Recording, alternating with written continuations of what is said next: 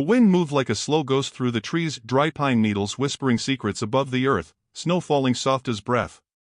Somewhere past the edge of Blessing Creek, where fences thinned and judgment grew thick, a girl's face blinked against the falling light. Her lips were blue.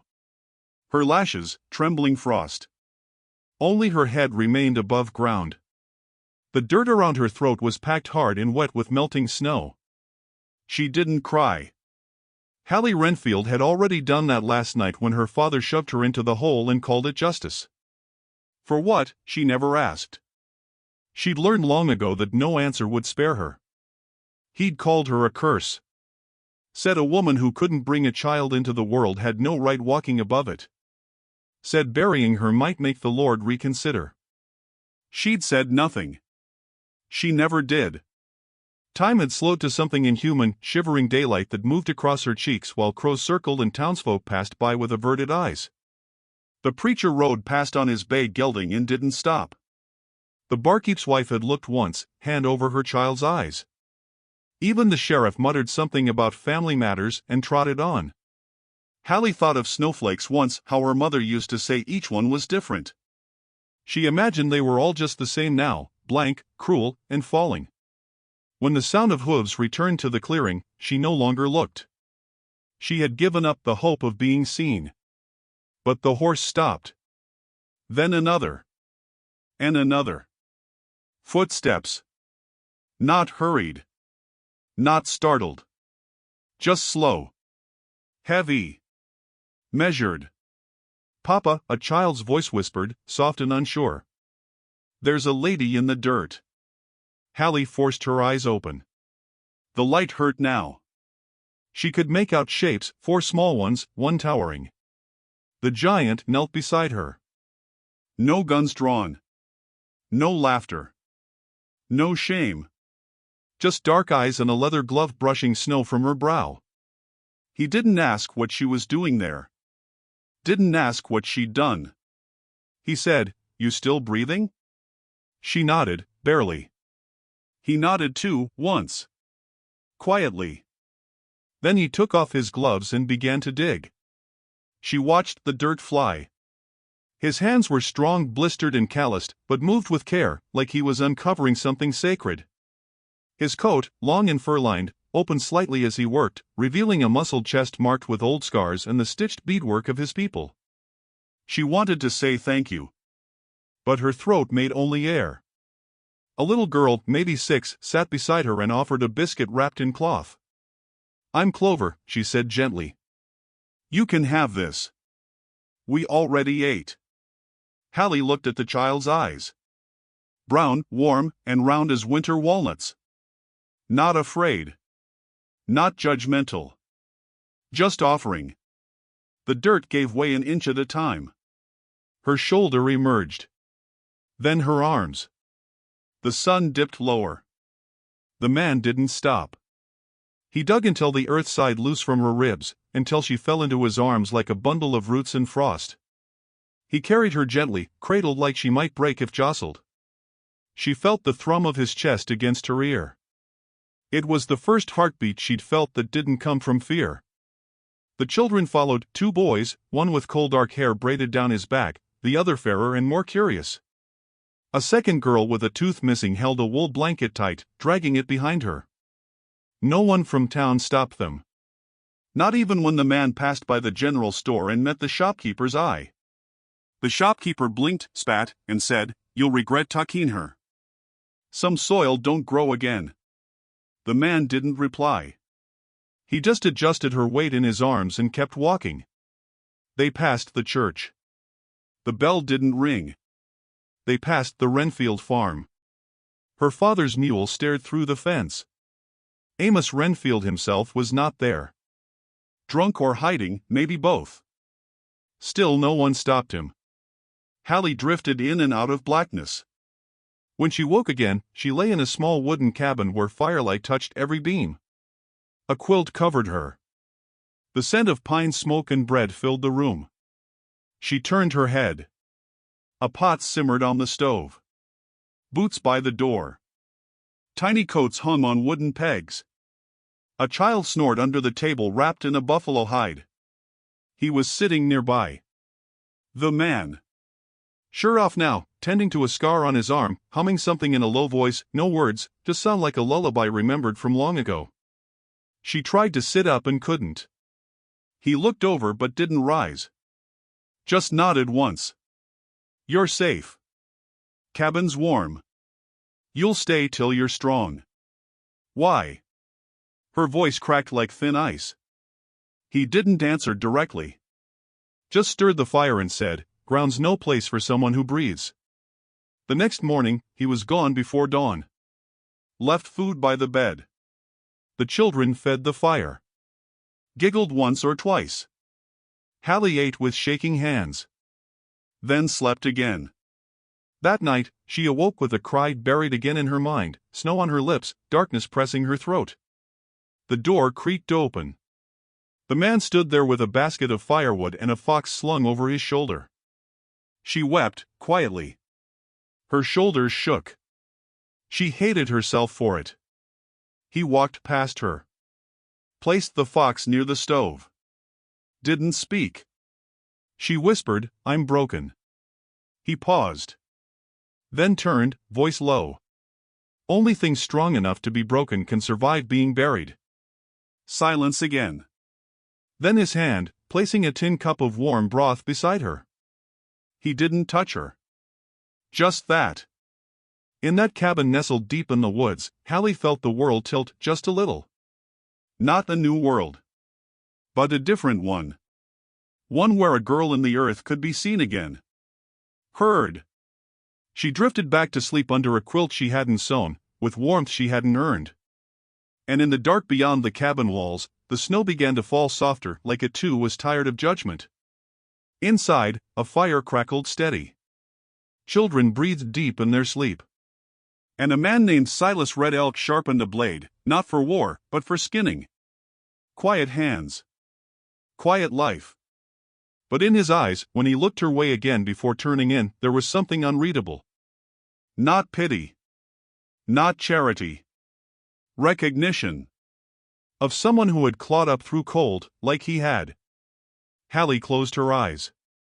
And for the first time in years, her breath did not feel like a burden. She was not healed. Not whole. Not ready. But she was home. And it was only the beginning. The days in the cabin passed like pages from a quiet book, ones you didn't read aloud, but felt in your bones. Hallie awoke to frost tracing the windows, light bleeding through stitched curtains, and the scent of cornbread softening the air. Her limbs, once stiff from burial, had begun to remember movement. Pain lingered like a dull ghost, but she was no longer afraid to breathe. Silas never hovered. He left early, returned late. Woodpile always full. Game cleaned and skinned before she saw it. No questions. No expectations. Just presence.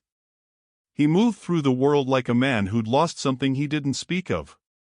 The children Clover, Nico, Mika, and Ash watched her without worry, as if they'd known her all along.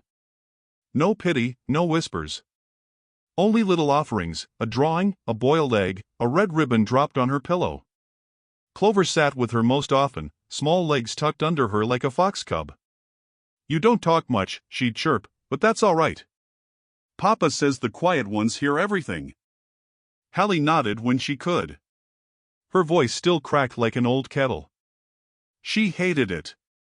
She hated how weak she sounded in a house that smelled of warmth and cedar. One evening, as snow melted on the roof and trickled down like teardrops, she took a slow step into the kitchen. Her fingers, pale but steadier now, reached for the flour sack. She didn't ask. Just started measuring, remembering her mother's hands, remembering rhythm. The bowl, the salt, the cool water. Her arms trembled kneading dough, but she kept going. Mika peeked over the table. "You makin' bread?" Hallie nodded once. The boy grinned and ran out to tell the others, who rushed in like a storm and began setting the table with uneven silverware and carved bowls. One by one, they placed tin cups and folded napkins as if it were Sunday supper. When Silas returned that night, face wind-chapped and quiet as ever, he stopped cold at the scent. Cornbread.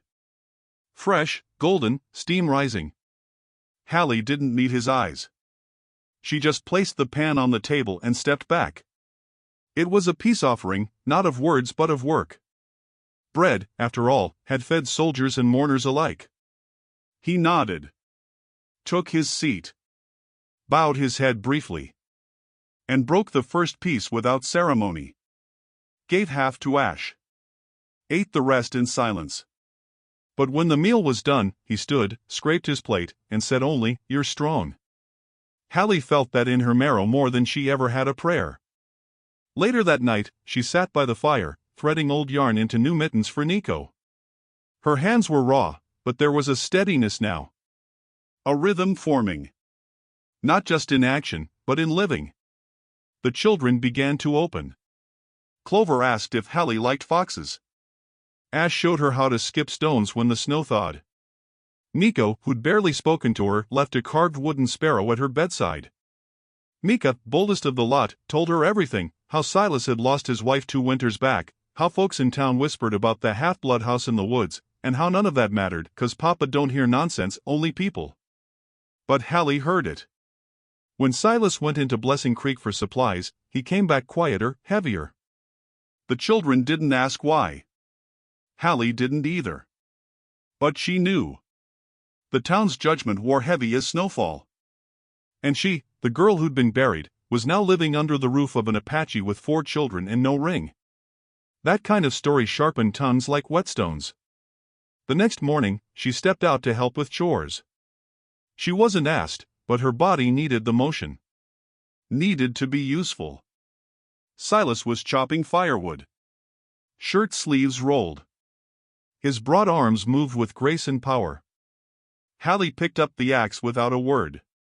He didn't stop her. She brought it down. Once. Twice. It was crooked. Weak. He stood behind her. Adjusted her grip gently. "No need to force it," he said. "Let the weight do the work." His hands brushed hers. Rough, sure. She tried again. Better. He nodded and stepped back. Watched.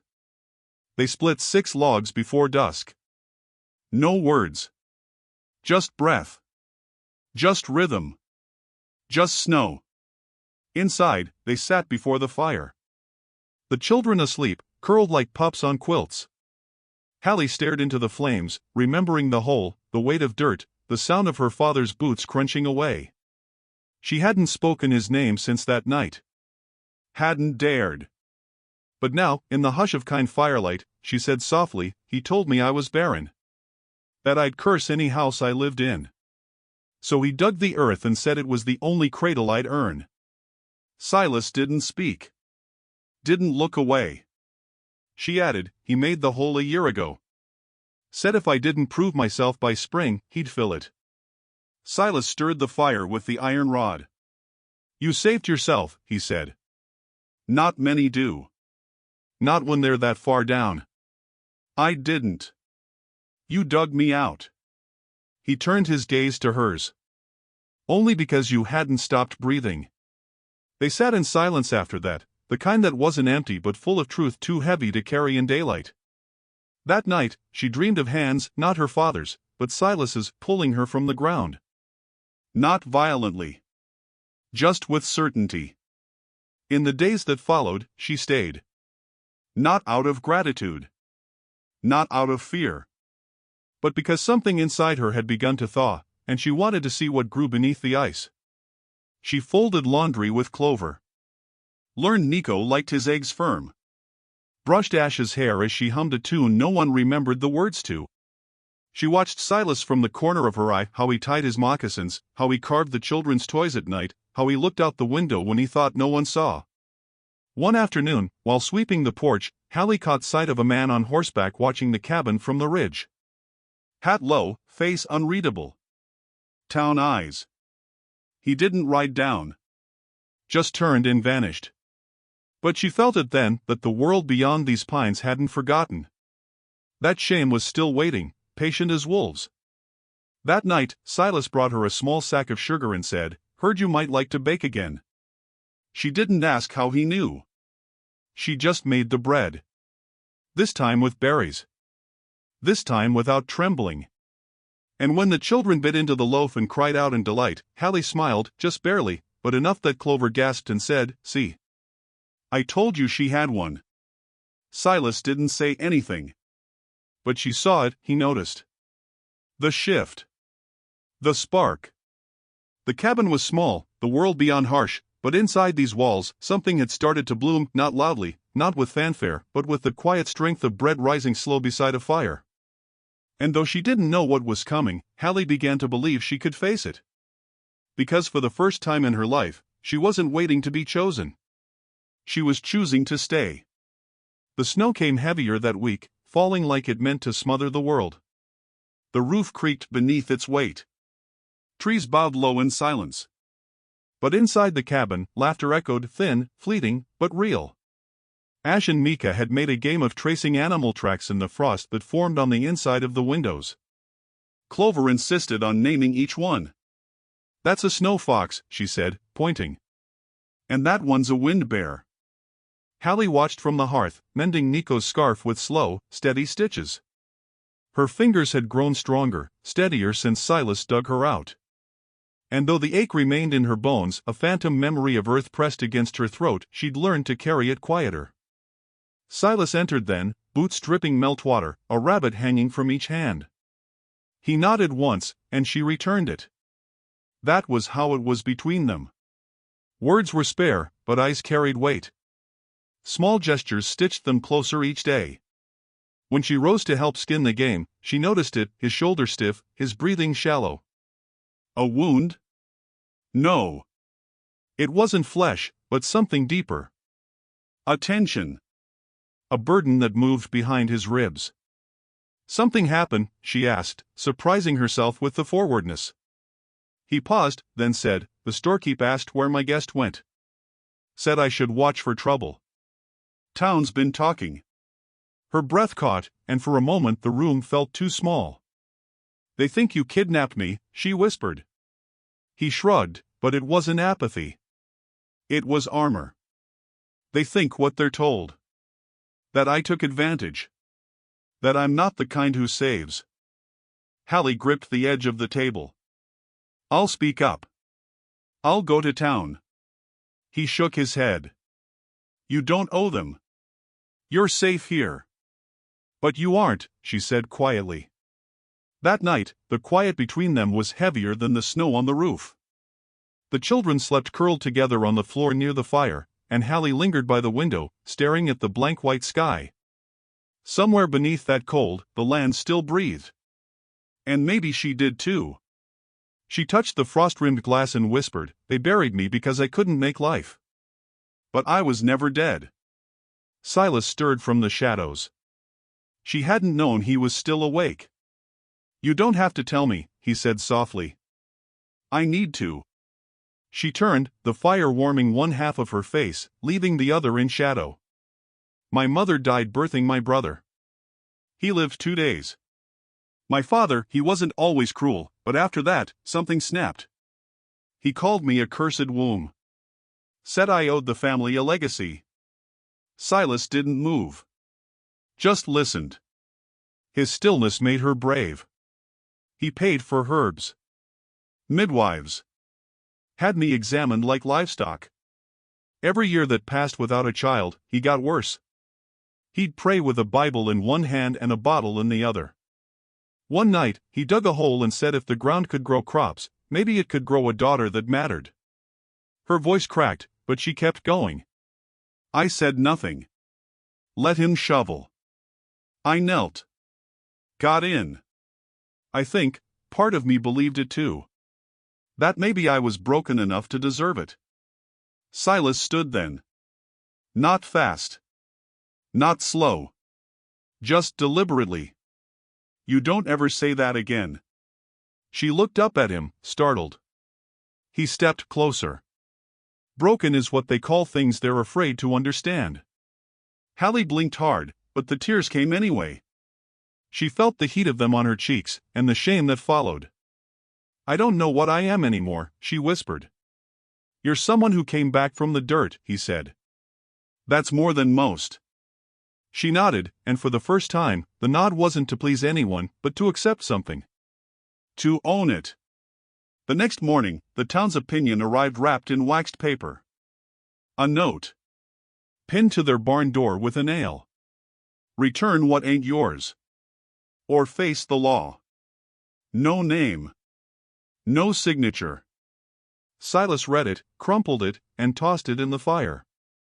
Hallie stood near the doorway, arms folded over her chest. I knew this would come. You didn't bring it, he said. They hate me for surviving. They fear what they can't control. Later that day, Hallie went out to collect kindling. The wind bit harder than usual, swirling around her ankles. She found herself watching the ridge, waiting for a rider, a lawman, her father. But no one came. Until nightfall. A knock at the door. Sharp. Deliberate.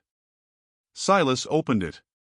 A man stood in the snow, cloak dusted in white. Hat pulled low. Hallie recognized the mouth before the eyes. Thin. Smirking. Familiar. Amos Renfield. Her father. I come for my daughter, he said, looking past Silas. Don't need no bloodshed. Just give her back, and I'll take her proper. Hallie stepped forward. Her legs trembled, but she kept them straight. I'm not yours, she said. Amos raised a brow. You got no papers. No husband. No child. I got law on my side. She's not property, Silas said, voice low and even. Amos laughed. Then why's she hiding with savages? Hallie's fists clenched. Because savages never buried me. Amos sneered. You really think this place is salvation? You think they won't turn on you? You think raising another woman's children makes you whole? Silas stepped forward, but Hallie placed a hand on his arm. I may not be whole, she said, but I'm not yours to finish breaking. The wind howled around them. The children peeked from behind the door, eyes wide and afraid. Amos spat in the snow. This ain't over. No, Hallie said, voice firm, it's just beginning. He left without another word, vanishing into the pines. Inside, the children huddled close. Clover held Hallie's hand without asking. Nico looked at Silas. Will he come back? Silas didn't lie. Maybe. Then we'll stay together, Mika said. All of us. Hallie smiled. It wasn't forced. That night, while the fire cracked and the cabin exhaled peace, Hallie sat beside Silas. You never asked what I want, she said softly. He looked at her. What do you want? I want to stay. Not because I'm broken. Not because I was buried. But because here. I feel like I could grow something. Silas didn't smile. He didn't have to. He just said, then stay. And beneath the hush of falling snow, the world tilted again, just enough to feel like hope. The snow deepened like silence that didn't want to lift. Every morning brought more white, piling on fence posts, softening the edges of trees, cloaking the world in a stillness that made even breath feel loud. The cabin sat nestled in the hush, smoke curling from the chimney, and within its walls, time moved the way it does when a wound is healing, not fast, but forward. Hallie woke each morning earlier than before, her body learning again to rise without flinching. She'd begun wearing one of Silas's flannel shirts over her dresses, sleeves rolled past her elbows, the faint smell of pine and smoke in the fabric comforting in ways she could not explain. Each day brought rhythm, feeding hens, boiling water for the children's tea, folding blankets with Clover, tending to the firewood with Silas. It was there, at the woodpile, where the ghosts seemed to gather. The first time she saw her father's face again, not in person, but in memory, it came not as a scream, but as a whisper. She was stacking logs in the sled when the sharp snap of pine echoed too close to how the shovel had struck earth that day. She dropped the log. Her knees buckled. Silas was there before she hit the ground, steady hands catching her elbows. He didn't ask what she saw. He didn't need to. She sat on the sled, snow biting her calves, and whispered, I don't want to flinch forever. You won't, he said. But the ghosts didn't just live in Hallie. That night, she found Silas sitting outside under the awning, sharpening a blade that didn't need sharpening, his eyes staring past the trees as if something waited just beyond the branches. She sat beside him, their silence familiar now, like the grain of an old table etched with time, worn smooth by use. You ever lose sleep? She asked. He didn't answer right away. The whetstone rasped once more across the steel. Then he said, I buried my wife myself. She died slow. Lung sickness. I carried her to a high ridge, built a stone circle the way my grandfather taught me. Wrapped her in the blanket she made for our wedding night. Hallie stared at her hands. She wanted a fifth child, he said. I said no. Told her we already had our hands full. She died angry. Hallie looked over. You think she's still angry? He shrugged. I think the dead stop caring about blame. It's the living that keep dragging it behind them like a broken wagon. The next day, town made its move. The sheriff himself rode up with 2 men behind him, each wearing the smug look of men who thought they were bringing order. Amos Renfield rode behind them, face flushed and grinning. Silas stepped onto the porch before they knocked. Come for law, or come for trouble? He asked evenly. The sheriff looked down at a crumpled paper. Hallie Renfield's been reported missing. Kidnapped. Her father claims she was taken against her will. Silas didn't glance back. Didn't call her name. He just said loud enough for her to hear, she answers only to herself.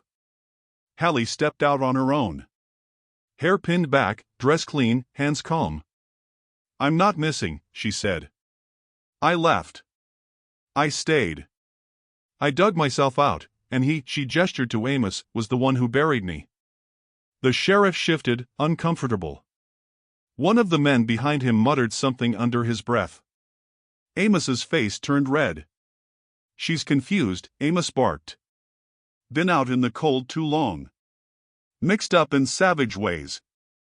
Hallie stepped off the porch. Do I look confused, Sheriff? Does a woman who bakes bread and rocks children to sleep look like she's been kidnapped? You're not married, the sheriff said, hesitating. There's laws about this. Silas's voice cut through the cold. Then marry us. If that's what it takes for her to live free. Hallie's heart jumped, not because of the proposal, it wasn't one, but because of the fire behind it. He wasn't protecting her reputation. He was protecting her right to exist without chains. But she wasn't ready. I'll marry him, she said, steadying her voice, when I choose to. Not to make town comfortable. The sheriff looked at her long and hard. Then to Silas. Then to Amos. This is between you all. But I'll say this, if there's violence, I'll be back. And I won't be alone. The horses turned. The snow muffled their retreat. Amos stayed behind. You think you can rewrite who she is? He spat at Silas. You think she won't ruin your house the same way she ruined mine? Silas didn't speak. He walked past him, down the slope toward the woodshed. Amos turned to Hallie. You were nothing before me. You'll be nothing after. She stepped forward until her breath met his in the air. Then why are you so afraid I'll say something? She didn't flinch when he raised his hand. He didn't swing. He only stared, like a man who realized the grave he dug had become his own. She watched him go. The wind blew the door shut behind her. That night, Silas didn't sit outside. He stayed in the cabin, fixing Clover's boots while the fire snapped. Hallie handed him the thread without speaking, and their fingers brushed. Later, as the children slept and wind rattled the shutters, she stood beside him near the hearth. I'm not ready to be a wife, she said. Not yet. He looked up. You don't owe me anything. I know. But I want to be. Someday. When I'm not stitching myself back together with every sunrise. He nodded. I can wait. I never had someone wait before. I never had someone worth waiting for. She sat beside him on the floor. Their shoulders touched. The ghosts didn't speak that night. The fire crackled loud enough to keep them quiet. Outside, the woods held their breath. Inside, Hallie did not flinch when Silas reached over and gently tucked a strand of hair behind her ear. Not with possession. Not with promise. Just quiet care. And somewhere deep in her chest, beneath the fear, beneath the memory of soil and dark, something warm began to take root. Not love. Not yet. But something even braver, hope. The storm rolled in without warning, as if summoned by every buried grief the land had long tried to forget. The sky turned the color of raw pewter, wind howling like a beast starved too long. Snow fell heavy, thick as fists. Trees bent. Shutters groaned. The cabin stood alone against it all, hearth lit and fragile as a candle against the cold. Inside, Hallie stirred stew with one hand and cradled Clover with the other, the child drowsy from fever. The boys sat close, drawing on the back of old paper sacks, quiet but alert. The storm made even their young hearts still. Silas had gone out for wood. He hadn't returned. The clock ticked slow. The wind slammed the door once, twice. Still no sign of him. Hallie tried not to pace. She tried not to remember the way the air sounded that day her father buried her, the silence before thunder. Then, hoofbeats. Not the slow, rhythmic kind she knew. These were hurried. Heavy. She grabbed the rifle from above the mantel. The knock didn't come. The door burst open. Silas stumbled in, snow caked across his chest and hair, blood trailing down his arm. Behind him, a voice Hallie knew like a scar. Hand her over, Red Elk. She was mine first. Amos Renfield stood just beyond the frame, shotgun resting on his hip, two men flanking him, both grim-eyed and drunk on power. Hallie stood tall, rifle in hand, her voice quiet but sharp. You already buried me once. It didn't stick. Amos stepped into the light. His face was cracked and wild. You think this is over? You think breathing through someone else's roof makes you something new? Silas groaned, clutching his shoulder. Hallie moved to him, but he shook his head. Watch the children, he rasped. No, she whispered. You dug me out. I won't let you bleed alone. Amos stepped forward. The other men followed, boots crunching on the wooden floor, dripping snow. One reached for the twins. Hallie moved faster than fear. She leveled the rifle, hands trembling, barrel aimed at the floor near their feet. She fired once.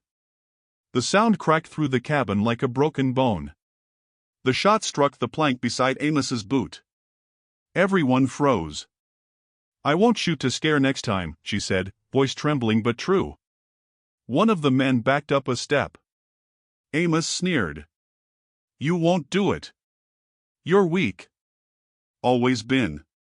Hallie took one step closer, raising the rifle higher now. I was weak when I begged for love. When I begged you to see me. But I died in that hole, Amos. What you're speaking to now?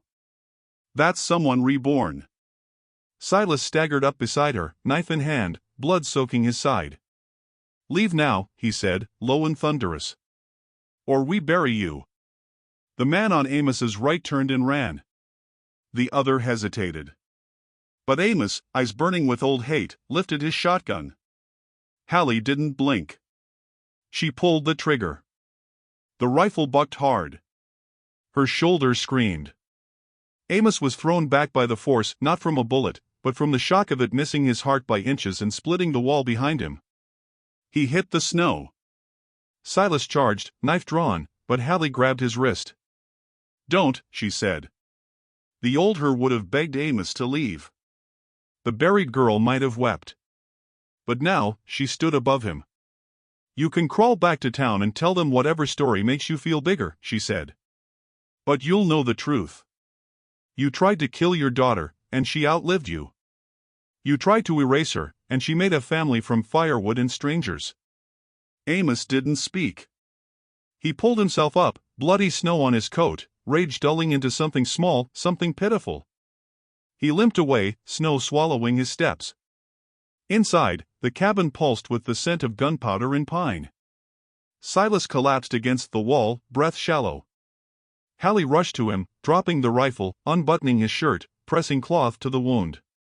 "You're not dying," she whispered. "Not planning on it," he muttered. The children emerged from behind the curtain, eyes wide. Hallie nodded, reassuring. "It's over." Ash stepped forward with a bandage from the kitchen. Nico held Silas's hand. Clover leaned against Hallie's side. They worked as one, fast, gentle, quiet. Hours passed. The blizzard roared on, but they stayed warm. When the bleeding slowed and Silas's breath deepened, Hallie stepped out onto the porch alone. Snow kissed her lashes. The cold didn't bite the same anymore. Above her, the sky began to clear, just a sliver, just enough to show stars blinking in the dark like the eyes of ancestors. She breathed in deep, heart thudding like hooves over fresh earth. She turned back inside. The next morning, word had already spread. No sheriff came. No townsfolk. No threats. Only a folded letter left near the fence post, with 4 words in unfamiliar handwriting. "You're free. Stay free." Later that week, as the sky softened and the pines dripped their burden drop by drop, Hallie stood with Silas near the fire. His wound healing. The children laughing outside, throwing slush at one another. "I thought I'd never belong anywhere," she said softly. Silas looked at her with the steadiness that made her knees weak in quiet ways. "You didn't have to belong anywhere. You are." And then, not rushed or dramatic, he opened a small carved box and held out a ring made of woven leather and silver. "I won't ask," he said. "But I'll wait, if you'll have me." She didn't take it. She put it on. That night, they gathered around the table, 5 hands and 2 hearts, bound not by blood or law, but by choice. As they shared stew and laughter, Hallie looked around the cabin and whispered something only the fire could hear. "I was buried once. But it was here, in this snow, with this man and these children, that I came alive. Sometimes storms come to tear apart. And sometimes, they come to sweep the past clean. So something tender can begin again."